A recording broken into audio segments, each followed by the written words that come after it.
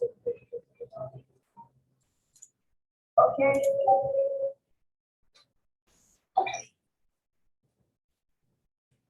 Okay.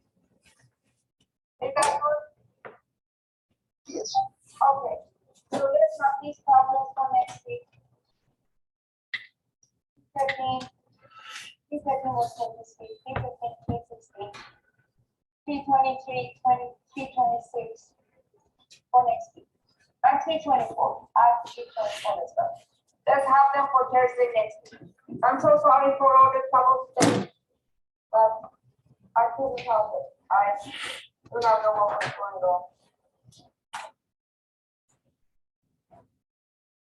I was just sitting in the car, like the garage, for an hour, for more than an hour. Okay. Thank you. Sorry for all the trouble again. See you on Tuesday in person. Okay? Bye. Have a good day, Thank you. Professor. Bye-bye.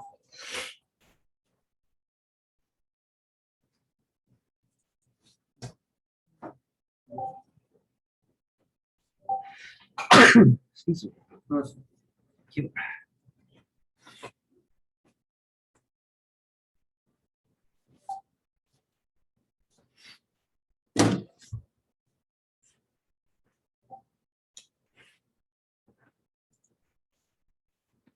Hello? Hello? Hello? Hello?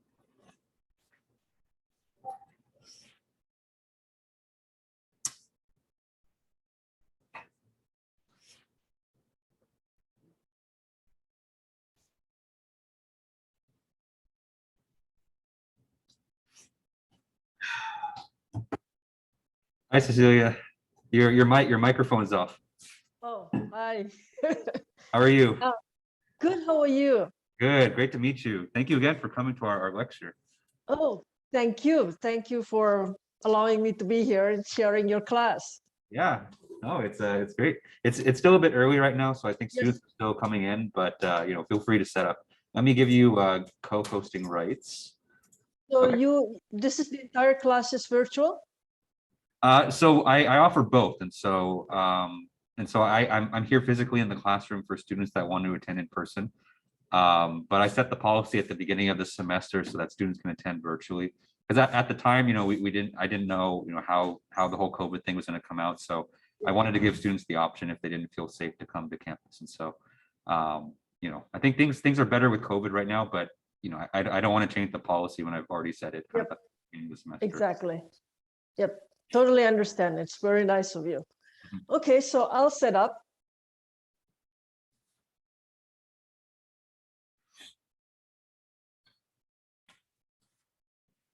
Oh, by the way, is it okay with you that we record this session? That's fine, yes. Okay, great. Already set.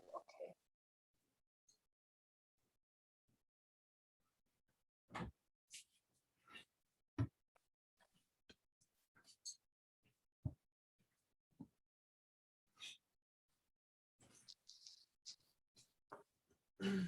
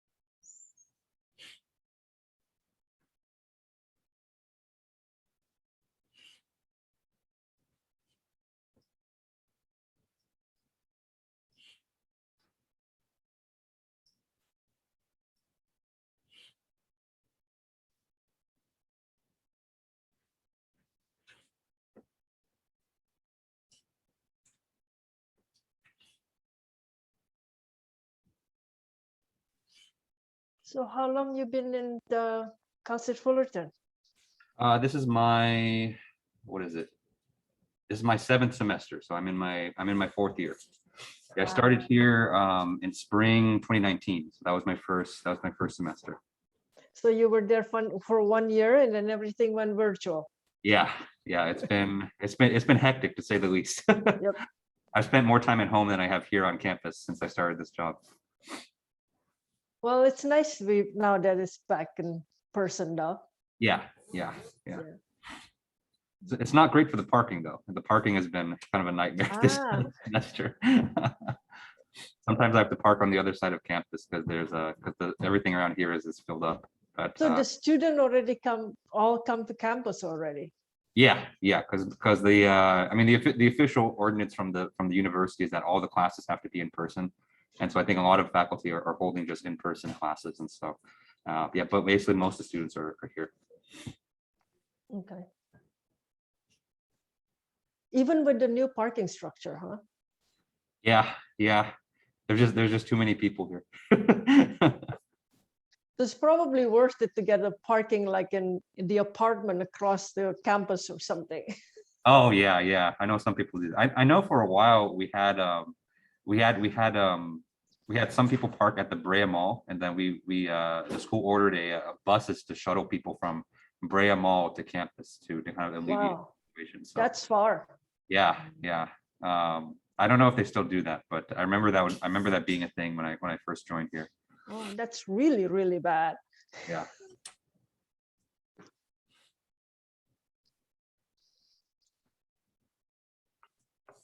Are you an alumni of Cal State Fullerton? Yes, I graduated long time ago, mechanical engineering, bachelor and master in mechanical engineering.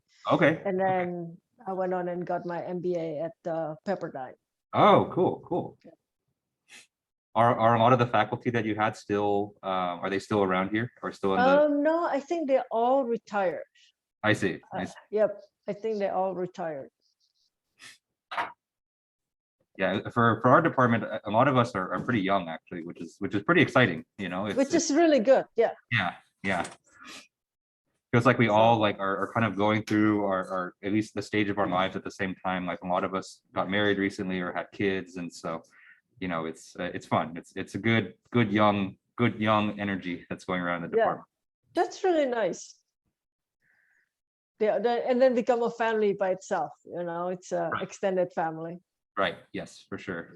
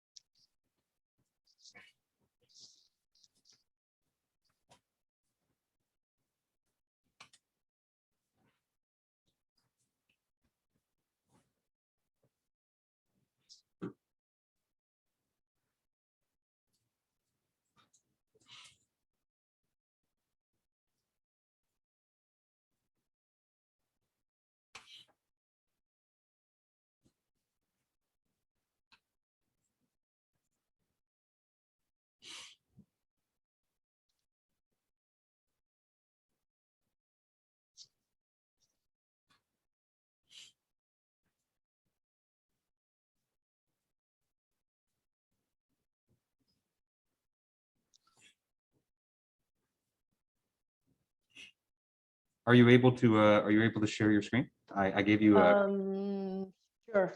Let me see. yeah, there should be a green button on the bottom of the console that says share screen. But just when you're ready. But I just wanted to test just to make sure that you. Okay, great. Okay, can you see it? Yep, perfect.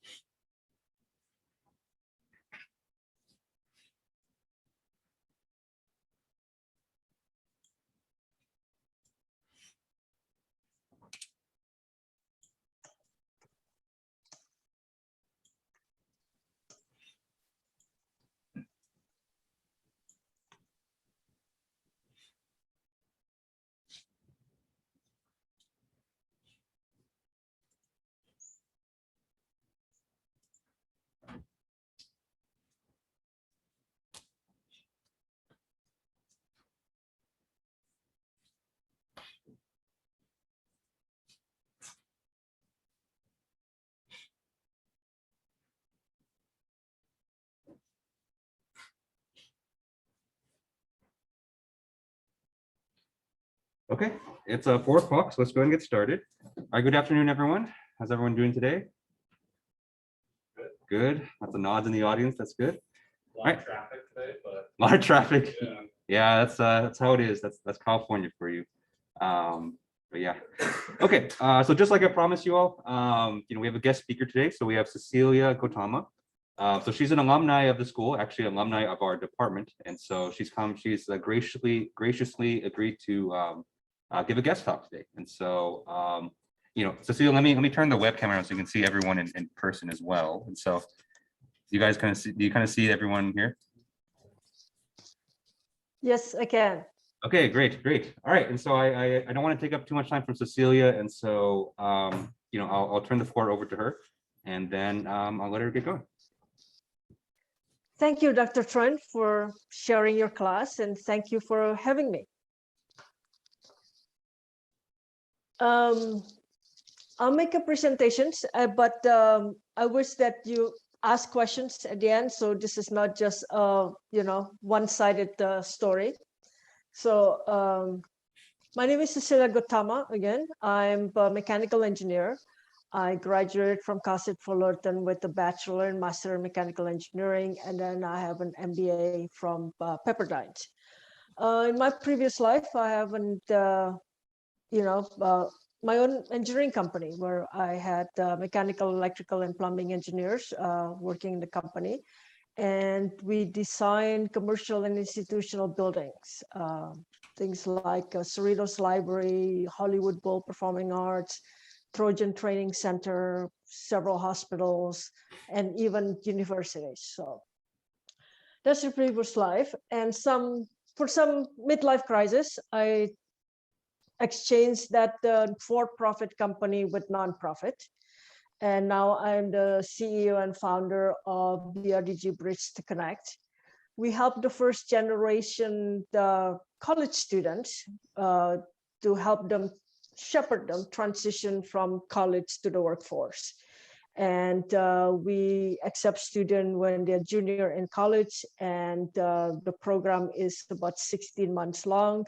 So throughout their junior and senior and together job. This is our 4th year doing this, and we have some students, all our graduates have been having jobs. So we've been very lucky in that. And so I know that according to Dr. Trent, you all at your seniors, so you start looking for a job, thinking of what you want to do in life. So let me share with you a couple things. One of them is, and this is things that you couldn't change, basically. There is such a thing as corporate culture, and that's, what is corporate culture? And the belief that behavior that determine how a company's employee and management interact and handle outside business transactions, often implied, not expressly defined, and develop organically over time from cumulative traits of the people the company hires. So let's say you work for Apple. Apple 10 years ago will have slightly different cultures than Apple now, and will have different culture than Apple 10 years, 20 years from now, because it's a cumulative effect of the people that works there. So the understanding is when you join a company, you join that culture, and you don't necessarily have the power to change that culture, because especially if you join a large company, there are thousands of people, and the culture consists of the input of all of those thousands of people. Another things that that's perceived, there are hard skills and soft skills.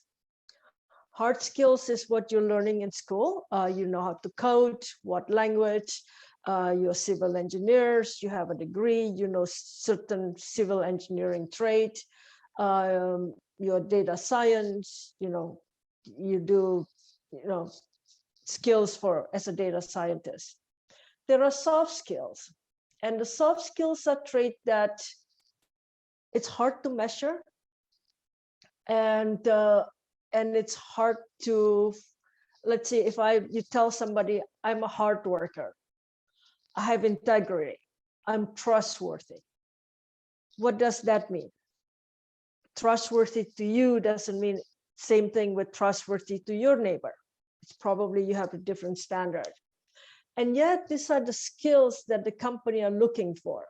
So when you come into a company, you said, I have a bachelor in mechanical engineers, they have certain expectation what a bachelor in mechanical engineers can do. And that's pretty much universal in, you know, different universities. But what is your critical thinking ability? That is not so measurable. So this, and yet this is what the company are looking for. So you need to be able to tell stories. I have integrity, you know, when you make a statement that I have integrity, you have to give them an example. So it has to come up with a story. I was a leader in my project, rover project team. And at one time, you know, there's a company promised to give us X dollars, and they made the mistakes. They, you know, let's say they promised to deliver us $1,000, and turn out they give us $2,000 support. And I actually went back to the company and give the money back, and or, you know, confirm whether they really wanted to give us $2,000 instead of $1,000. That display integrity, and that story can be multiple stories that display integrity and display your critical thinking ability. So those are something that you need to start thinking about, what it is that you want to project. Because the next one is, you are the conductor of your own future. You can decide what brand you want it to be. You can be an Apple, you can be a Walmart, you can be anything. So, and it takes time to develop that brand. But if you focus on that, you will become whoever you decide to be. And you need to acquire skills along the way to become who you want it to be.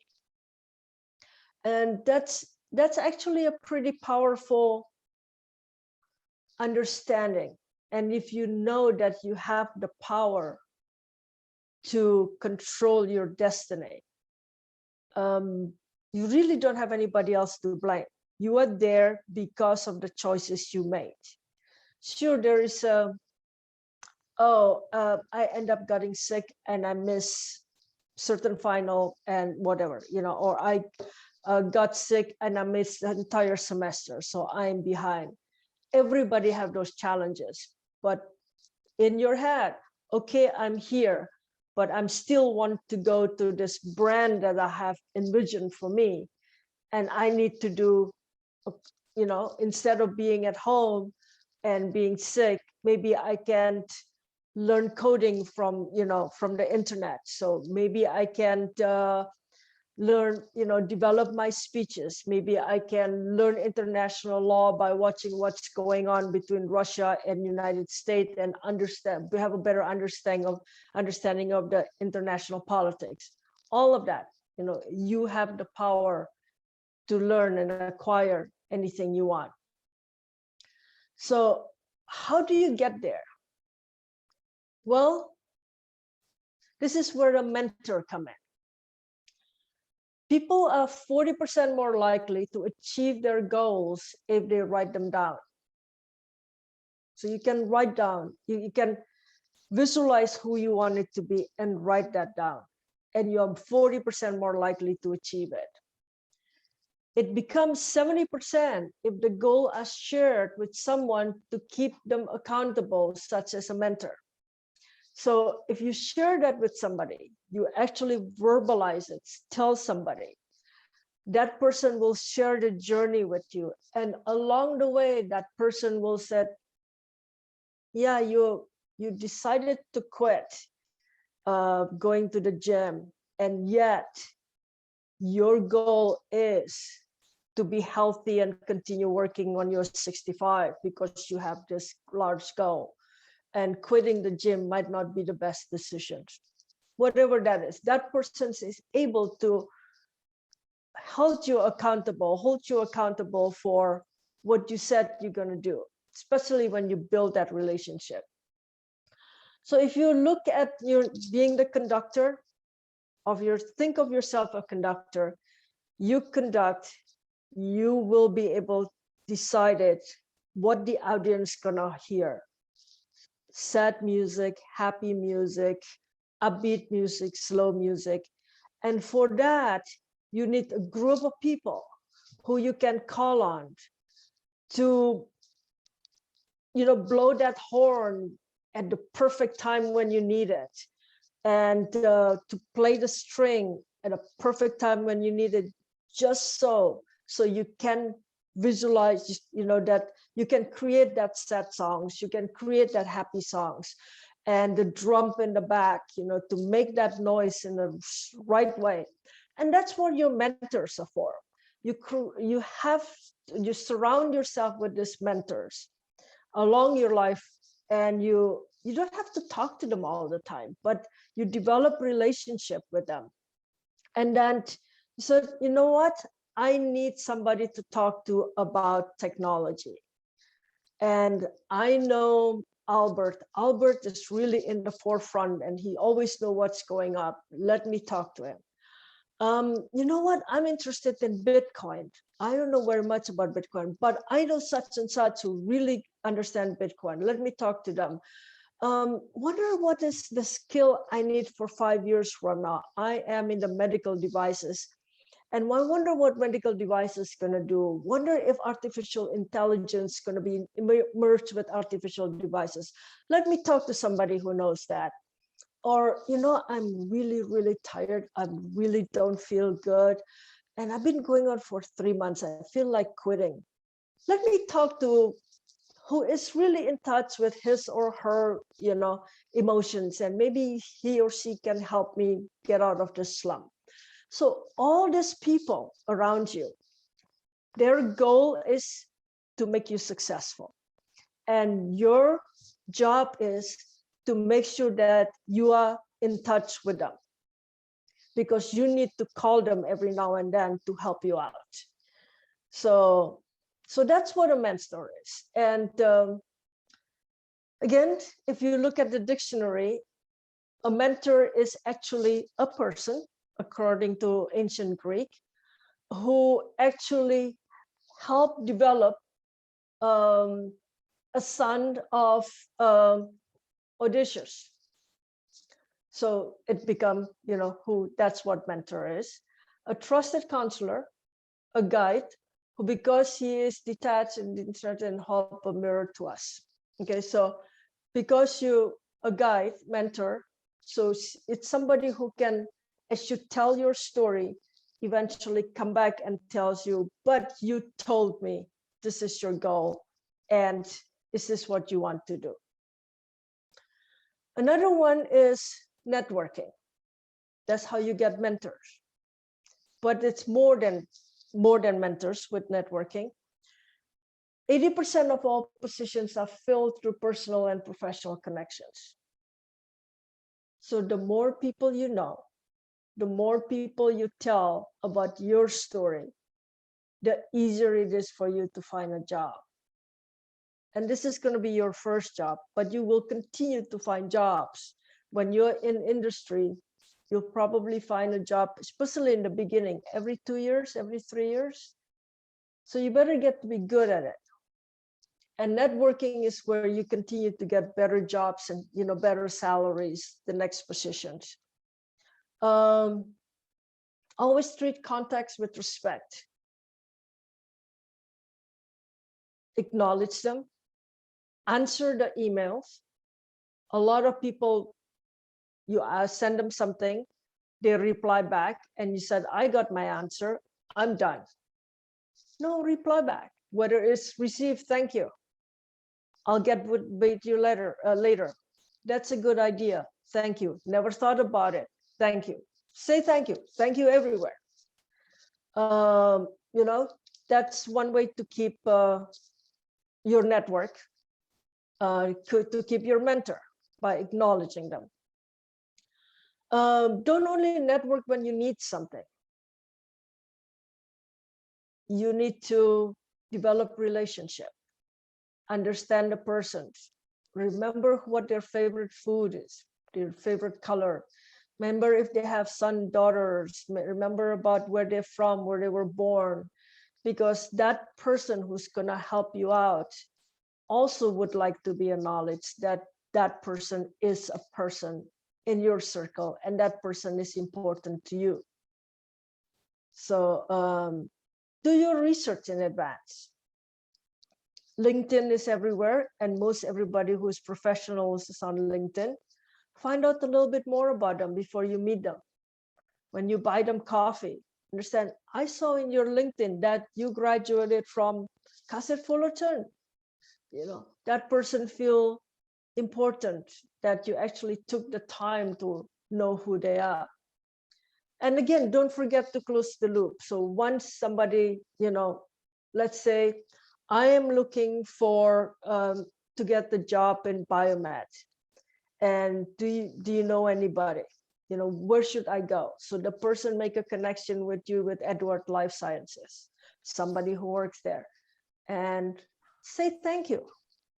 And then after that, after you connected to Edward Life Sciences, send them a reply back and said, you know what? Thank you very much for connecting me to Michelle. We had a great conversation this morning. I give them a little update about what you talk about, one paragraph, and say thank you again. To know that person has helped you to be successful, that person would want to make you to be more successful the next time you actually want it to the next level. Cecilia, we have a question from the audience, if you don't mind answering that. Sure. Yeah, I was going to ask about basically how, as a student without a professional career, do I make connections to professionals? But you kind of answered that with saying, I'll reach out to people on LinkedIn who graduated and such. So you kind of wound up answering my question. I see. But, yeah. Actually, there is so there is another way. There are clubs in your school. There is ASME, American Society of Mechanical Engineers. There is with the different chapters. There is different clubs. Whatever you're interested in, ASHRAE, correct? That's another one. They have a club there. Go to the professional meetings. They love having students. And those professional, you go there and they said, I am a student. I'm looking to understand whatever. I'm sure there will be hands that come up, said like, I can help you. Talk to me after the meeting. Okay. Yeah, sounds good. Thank you. Yeah. So social media, we all have social media.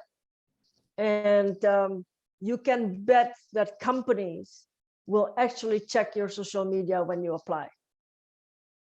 There's actually people who that's what they do. and there is our algorithm out there that will check your social media. So avoid post. Just don't post you're going to a party with a drink. Doesn't matter if it's just Coke. Just don't post it. You know, any drink, any cigarette, don't post it. Don't put any political rants. Doesn't matter. Your point of view will not get you a job, or but can disqualify you for a job. So you are not in a political science major. You will not go and get a job for some campaign. Don't put any political rants. Don't complain about your bosses or co-workers, because if I'm going to hire you, and the first thing I see that you complain about your current boss, I'm start thinking, Joe is going to complain about me in 6 months. Do I really want to talk to Joe? Because he's going to complain about me anyway. So that's what people think. Jokes are really, really funny in person, but it's really very difficult to make joke funny in writing. Avoid them. We are engineers, we're really not good in writing jokes. Mocking others is just the same thing like complaining about your bosses. LinkedIn is for business and other for friends. Facebook and everything, you can post, your food and everything else. LinkedIn is purpose. So LinkedIn is your resume. So whatever you do in LinkedIn, make sure it supports your resume. Make your resume alive through LinkedIn. So if you have a project, if you involve in competitions, you got an award, you go with your friend shadowing an engineer in their job, you got an A in a particular test and you did something special, post it. Your LinkedIn is your resume. You brag about your, accomplishments, your professional accomplishments on LinkedIn. Even better if somebody else brag about you. And it can be tricky. You can ask your friend, you can have 5 friends and say, let's support each other. Let's do things together, and I'll post about you, you post about me. Nothing wrong with that, as long as what you're doing is, it's the truth. We can post about each other and it sounds even better, and you can like each other's LinkedIn posting, so it looks even better. You can ask your family and friends to like your posting. So looking for a job. Dr. Trent has this flyer, and if you're interested, ask Dr. Trent. And this is my organization, BRDG. We actually gonna have a job fair. It's on April 8th. And the company who will be recruiting there is Nantero. Nantero is the next generation memory chip technology. They're using the nanocarbon tube.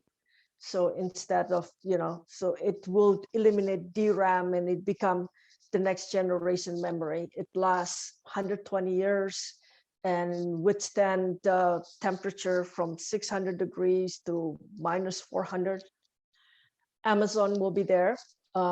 Union Pacific would love to hire lots and lots of mechanical engineers. You understand the logistics issue, and Union Pacific is not just train, they are in the logistic business.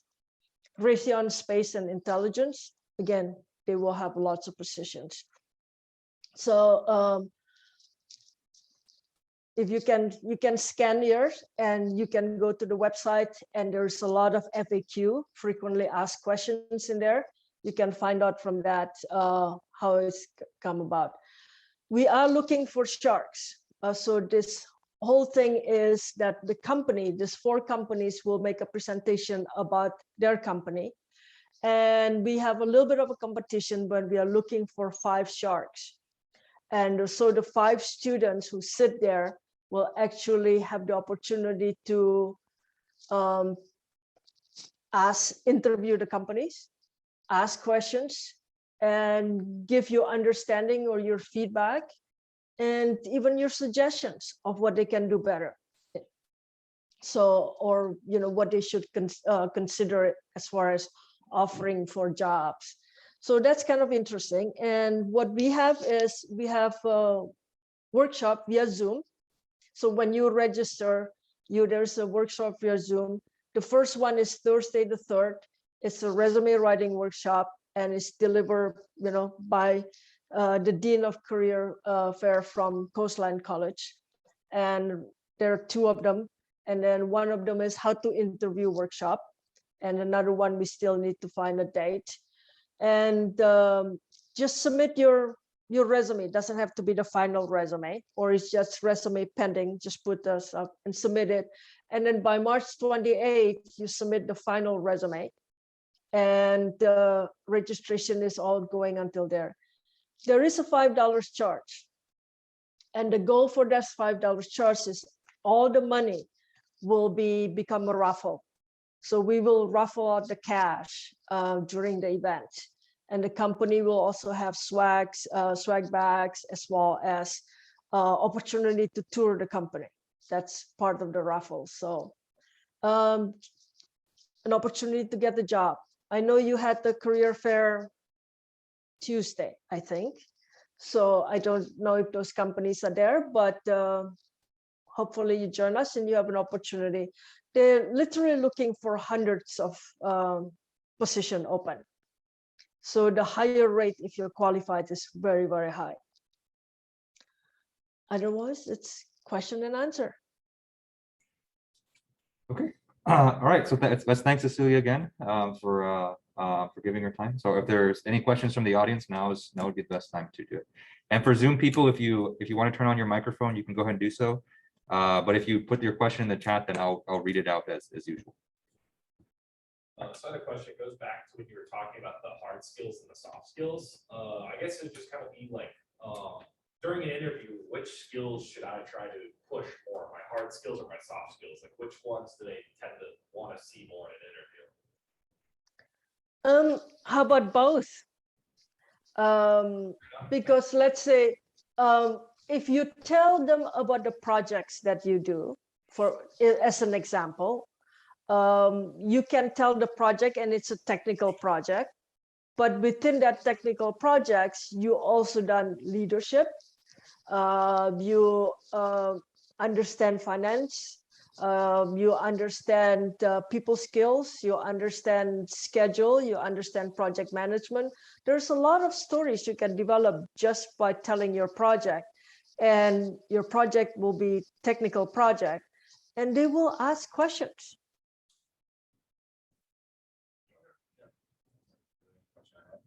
Thank you. Any other questions? Yeah.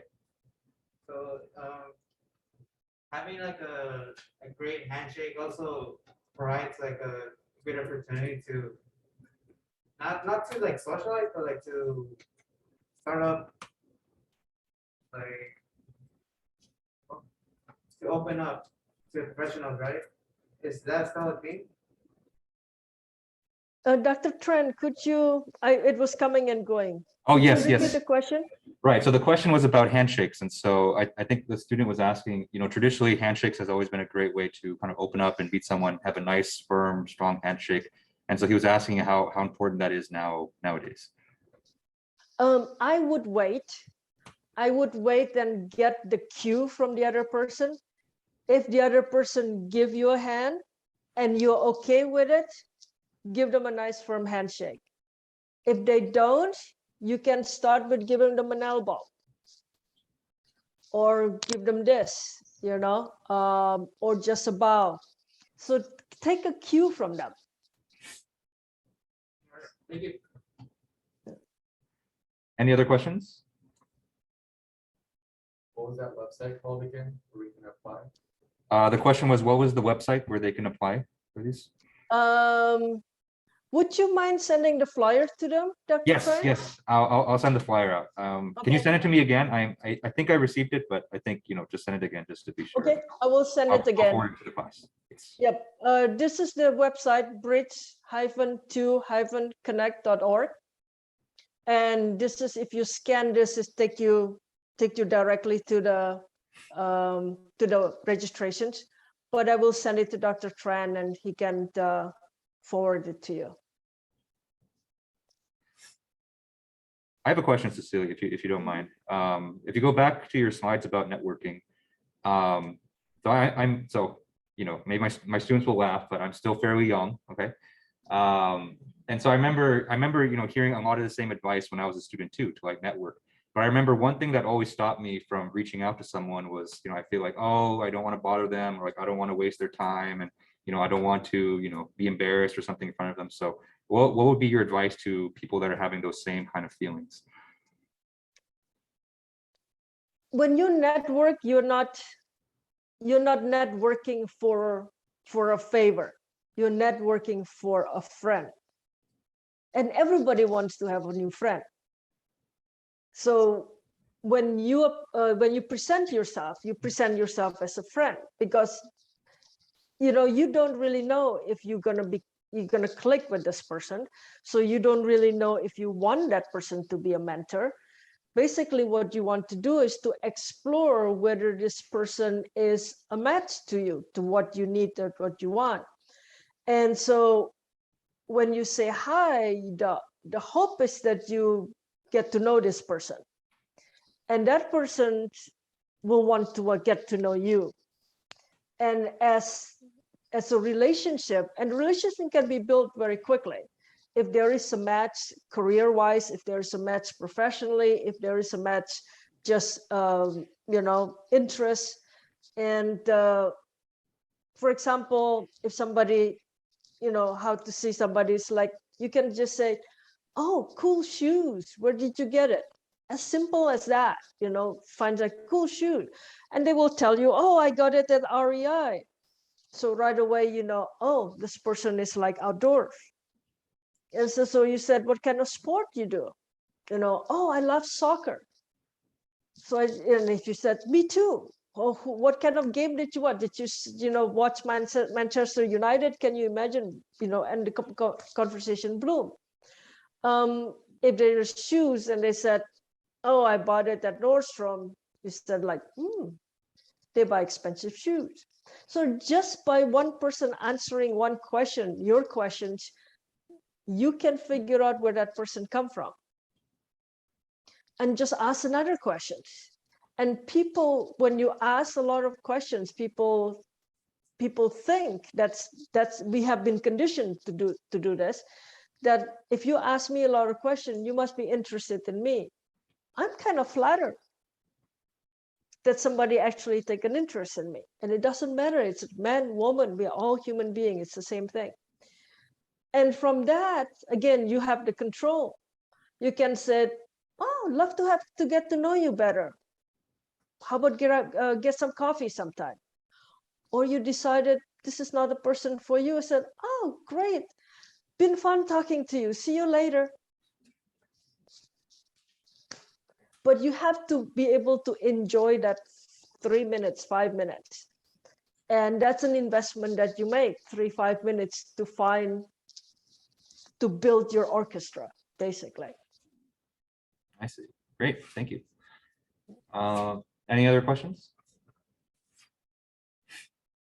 I have one more, if you don't mind, Cecilia. So, I guess I have a broader question, because I've spent most of my adult life so far in academia. And so in your opinion, I want to ask, what are employers typically looking for in like a first time hire, like, or entry level position? Because I remember when I was in college, I had an internship, and I kind of was really nervous going into the first day, because it's like, oh, are they going to make me design something? I hope I don't mess it up. But I was surprised that, like, my first week or so, they just told me to clean stuff. And so, I guess, I know you touched on it quite a bit during the presentation, but, what or what should our students look forward to in their first position, and what kind of skills should they, or I guess what are employers really looking for in a first hire? Actually, being the first hire, your first job, it's really a honeymoon, and people don't take the time to enjoy this moment. Sorry. It's the company really have no expectation. The only expectation they have is that you're able to learn, you can work in the team, and you're really eager to want this job. And the qualification, you go to school, you graduated, so you already have that basic qualification. Let's say you know how to code really well. You join Google. Google will have their own language. They will teach you a brand new language that's the Google way of doing things. And most big companies have their way of doing things, the Microsoft way of doing things, the Tesla things of doing things. So you end up learning anyway. So for your first year, when you join a company, is the time when you can make all the mistakes. I mean, not stealing and things like that, not burning down a building, but you can make just about any mistakes, in your career, and people will forgive you. So try things, take initiative, ask your boss, tell your boss, I wanted to do this. I want to participate in this project. I want to take more responsibility, continue, because this is the time where you can actually make mistake, especially in the beginning. And people said, you youngster, this is the way we do things. And through trying a lot of things, especially in the beginning, you get to meet a lot of people, and you get to decide who you want it to be through watching those people and where you want to go in this particular company. You can work for this group, that group, doing this project, there are other projects. You can be part of the project management, you can part of the testing, all of that. Go places and, can I try this? Can I be involved in that? And don't be so afraid of making mistakes. And granted, you have to respect people. You have to ask questions, you have to ask permissions. You update your boss. Your boss has the key to your success, because your boss can tell you yes or no. Your boss can support you or throw you under the bus. But one thing is, that's human nature. Your boss likes to be successful. If you make your boss to look good, he will make sure you also look good. It's a human behavior. So build that relationship, valuable, and ask questions. If you don't know something, ask questions, and people will be very happy to teach you. There is this 1 year that you can just, do no wrong. Take advantage of it. Okay, awesome. And I guess building off of that, so I was thinking kind of as you were speaking that a common concern that I get from talking with students and giving them, career advice is that a lot of, and I thought this way too, that kind of people kind of treat their first job as like a marriage. And so like, you're kind of, if you go into like an automotive industry, you're gonna be stuck in the automotive industry forever. If you're designing like hubcaps, you're gonna be doing that forever. But I've seen, at least for a lot of my peers that I went to college with, they've hopped around fields quite a bit. And so I was wondering if you can comment on that a little bit, just to give, industry perspective for, how common that is and how often people do that. My point of view, your first job is whoever willing to hire you, and for the most money.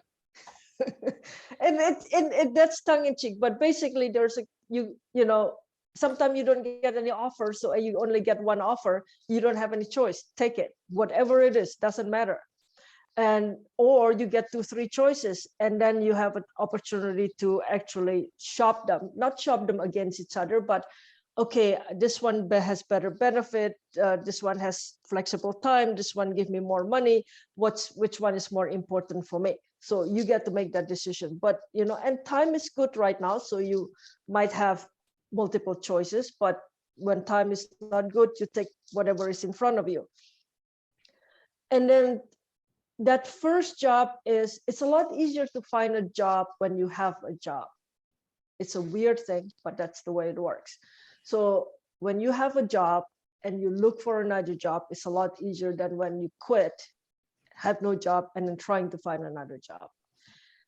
Usually it is acceptable for you to find another job after 2 years. So you stay in a company for 2 years, and 2 years could be 18 months, could be 30 months, something around that one, but around 2 years. And you find another job, and that other job could be in the same company, different department, same company, different locations. It can be completely different company. So in your first 2 years, you want to be as generic as possible. Don't just, I want to do this one thing and that one thing alone, because then your second job will only that thing. If you find out you don't like it, you kind of have a hard time finding the second job. But if you're pretty general, this is for you to actually try different things. And then you have a better opportunity to change at your second job, or better opportunity to find whatever you like. And your second job will be what it is closer to what you like. Great. Does it make sense? Yeah. No, yeah. So it's not a partnership for life, you mean? So it's not you're not getting married to your first job. No, because if the company is not making money, they don't think twice about laying you off either. That's true. That's very true. Do you have any tips for resume writing? That's another common question that I get. Oh, question from the audience. I want to go more into what you were just saying about that. Yeah. So I remember I had a guest speaker, let's say like a year, maybe 2 years ago, who basically was talking about how when you like get out of school, don't wait, go directly into a job, because jobs don't want to hire you if you've been stagnant for too long, and you kind of like lose knowledge over like that time that you're not doing anything. And so I feel like that kind of plays with what you just said, like, and what you just said. So if I went in, so let's say I worked on, like I made bearings or something like that, and I got good at that for a couple of years, I've lost a lot of information that could be used for aerospace, like fluid dynamics, aerodynamics. So they probably won't want to hire you as much as they would someone who just came out of school and knows that field more, right? So wouldn't it matter on what industry you first go into? Did you hear that, Cecilia? I think so. If I didn't answer it correctly, ask me again. I think your question is, which is your last question that you summarized, whether it's matter if you which industry you go in your first job. If you're really passionate about aerospace, and then you should definitely put a lot of effort in applying to aerospace. But if aerospace is not, let's see, for some reason you don't get any offer from an aerospace industry. Now the next question is what it is about aerospace that you like. Do you like, because you don't end up designing the whole plane or the whole, rocket engine or whatever it is, or helicopter. You don't get to design the whole thing. You end up designing a part of it. So do you like the fluid part of it? The car industry will give you the same experience. The refrigeration industry will give you similar experience. You can go to air conditioning. So, depending on what it is, and then through that, you can apply to the aerospace. Let's say you get the job suddenly in bearings. Well, aerospace will have bearings. And then you start building your knowledge into probably the process, the manufacturing of the bearings, because the aerospace will have the manufacturing portion of it. And once you're familiar with a certain machine, that make the bearing, the process of making the bearing, the process of testing the bearing, they have similar testing process, they have similar manufacturing process, and they're going to teach you anyway. So there is a lot of way to skin the cat. Does it make sense? Did I answer the question? That sounds good. Question from the audience? Yeah, good question. Sorry if you can't hear me. I'm sitting way back here. So I know every company hire people and they want to, keep their people as one of their investments. So say if you stay in the company for 2 or 3 years, and now you want to transition to another company or a new field, it's a pretty tough for a company to lose people like that. But what would you suggest for you do in those transitioning phases to not mess up the relationship with the whole company? Were you able to get that, Cecilia? Yep. The company has their calculation as well. They have, if you're a high producing person for the company will make sure that you're well taken care of, so you don't ever think about leaving. They promote you. They give you salary increases. They send you to classes, and so it's a partnership. And the partnership, it's just like a marriage. You both have to work on that partnership. You have to perform, and the company have to perform for you as well. When the partnership is no longer equal, then it's time to separate. Unlike a marriage, it's okay to change job. So, or it's more okay to change job.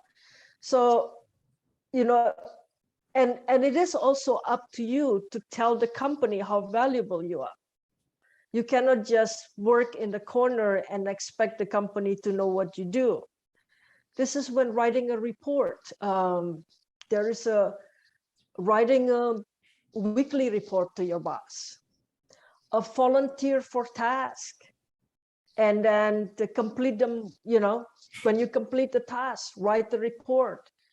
Tell him what you're doing. Tell her what you're doing. And the more he or she familiar what you're doing, the more he or she understand your value. And it's not one-sided. It's you have the control. It means you have the responsibility to also tell that stories that you are valuable. Thank you. Great, thanks. Any other questions? Do you have any tips for writing resumes, Cecilia? Yeah, a lot of resumes, a lot of students write resume what they do, but not what they're responsible for. Participate in the rover project. But what do you do in a rover project? Responsible to test, to develop a testing procedure. Responsible for the scheduling, responsible to coordinate the team, say what you're responsible for, because that is yours. And that's what you're going to get credit for. Rover project has what 40 engineering students participated in there. Everybody can claim participating in a rover project, but what is it that you do? And one of my students said, he has a job now. He's only a junior in college. That his job is he worked for the court system, and his job is to copy documents and deliver that. And so said, I'm a courier and copier for the court system. It's more than that, because eventually somebody just give him that. He's responsible to, and this is on the medical cases, he's responsible not to certain secrecy in that. He cannot just tell people and said, I just made a copy of this case, and did you know that Dr. such and such can do that, correct? So this is part of understanding. He's understanding on confidentiality process. He's understanding HIPAA code law. He is responsible to actually schedule his own efficiency. He has 4 projects due on certain date. he's responsible to actually schedule his own time to make sure that every document is copied in detail, put in order correctly, and then delivered to the place where it needs to deliver in a timely manner. So if he spelled that what he's responsible for, company said, okay, he understands confidentiality, he can manage his own time, he can schedule and project manage himself, he is detail oriented. So by telling that one paragraph, the employer get a lot more out of him than just, I'm a courier for the court system. Great, thank you. I have a question. Question. Do cover letters impact much as the resumes, or? Did you get that? Cecilia? The No, question I was about, didn't. the question was about cover letters, and so how effective are cover letters compared to the resume? Cover letter is when you personalize your resume. So cover letter is the things that change the most. Let's see, you went to a career fair last Tuesday, you met Joe Smith, and Joe Smith was working on in Raytheon, and you said something to Joe Smith, or Joe Smith said something to you, and maybe Joe Smith said, let's say what she said, I just came home from skiing, in Tahoe. And so your cover letter now has a certain personal touch to it, not just, this is my resume, but your cover letter will say, it was nice, speaking with you at the job fair in Fullerton last Tuesday. I enjoy our conversation about your skiing. Hope you get to ski some, maybe in the bottom you have to still skiing this season or something. But so that's an opening. And then you said, as discussed, I'm interested, whatever you discuss, I'm just interested in this position in Raytheon, whatever it is, attached is my resume. Please let me know, who should I contact, or when I can hear from you, or when I should call you next, whatever that is. And in the bottom is a nice closing and said, hope you get to ski some more this season. So, the cover letter will change with whoever you send it to. And it can be just 3 very short paragraphs, but make that person connection. Or if you have no connection whatsoever, then that's when you need to search in LinkedIn or something. Right, thanks. Thank you. Oh, question in the chat. So the question in the chat is, once we have an internship, should you still be spending time and effect on networking and meeting people, or should you focus more on professional development and improving at your job? Networking is professional development. So what happened after internship?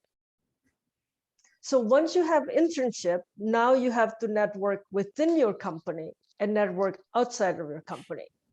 So if you like your job, it is really recommended that you network within your company, because you need to find out, you want to have more people know how great you're doing, because you want to see where is the next opening for the permanent job, so you can be hired for the permanent job and not just end at the internship. But just in case they don't have that permanent job, you would like to still network outside with other companies. And because you're part of the internship, let's say you're part of the Raytheon right now, you can go to other events, that maybe you go and meet engineers at Northrop Grumman. Maybe you need to meet engineers at SpaceX. And now you can say, hey, I'm an intern at the Raytheon. You have a little bit more credibility. And you might want to explore jobs at SpaceX or Northrop Grumman. Right. Thanks. Any other questions from the chat or in person here? What about interview tips? Do you have any tips for going for your first interview? Be authentic. Be authentic. So as much as you like to look good, it's okay to say, I don't know. I have not been exposed to that, but I will look it up and get back to you. Because after the interview is when you send a follow-up email, and and the follow-up email you can say, I have thought about that question, and then, or I have researched that question, and then you can, explore it some more. It's okay to say I don't know and get back quickly with a follow-up email and explain. It's just be authentic, because they want to know who you are. And surprisingly, it's pretty easy to detect if you lie. If anybody lies. That's true. Okay. Any other questions about anything? All right, and so I want to share one funny story before we head out. So your slide on social media kind of made me laugh a little bit, because when my first internship, I was cleaning a lot of stuff, for my first internship, and I remember one of the first thing I did was I posted on social media. I posted a picture of myself at the job of something that I did at the internship. I almost said what I worked on again, which was supposed to be secret. But I remember I got in trouble the very next day, and so I was like, oh man, I got to be careful. That was my wake up moment for, like, I got to be careful with what I post on social media, because there's stuff the company's working on that they don't want other people to find out on, and I almost blew it for them. Yeah, but it's amazing how much companies actually monitor, their employee or prospective employee social media. Yeah. Mm-hmm. All right, and so thank you again. So let's have everyone kind of give a round of applause for Cecilia. Thank you very much. Thank you, Dr. Tran, and good luck, everybody. Great, thank you so much. All right, everyone. So that concludes the lecture for today, and so we still have some time till 5:15. So I'll stick around if you want to chat with me, but if not, then you're free to go. So thank you everyone for coming. Hope you guys have a great weekend, and I'll see you next week.